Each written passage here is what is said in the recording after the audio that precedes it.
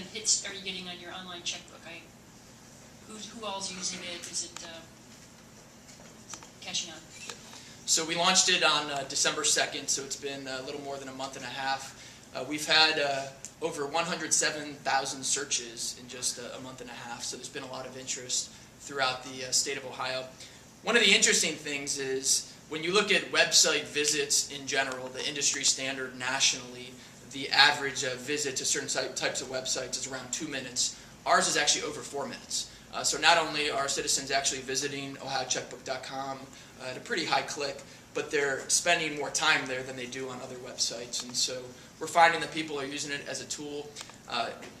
The most important component of it, I believe, is empowering everyday citizens to see how the money's being spent.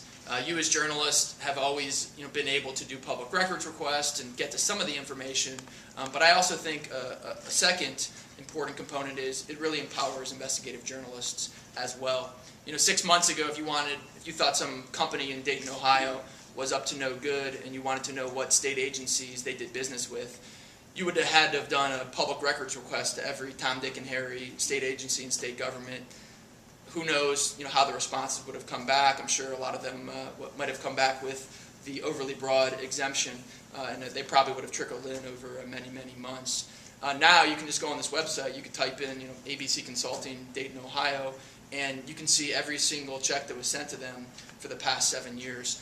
One of the other tools that I think is useful to both citizens and investigative journalists is that it helps pinpoint public records requests. So as many of you know from working with public agencies, the overly broad exemption is one of the classics that you receive when folks reject your request. Well, now you actually have the check information.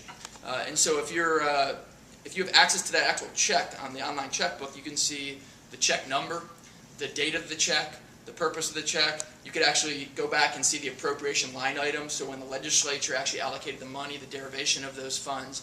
And so you as journalists can really pinpoint, or citizens can really pinpoint those public records requests. And I think it makes it more difficult for public agencies to use that overly broad exemption in rejecting your requests. Hey Josh, I wonder, out of that 107,000, do you have any data on how many of those searches were by Josh Swigert? I don't know who Josh Swigert is. One of Laura's colleagues who is a heavy user. Okay.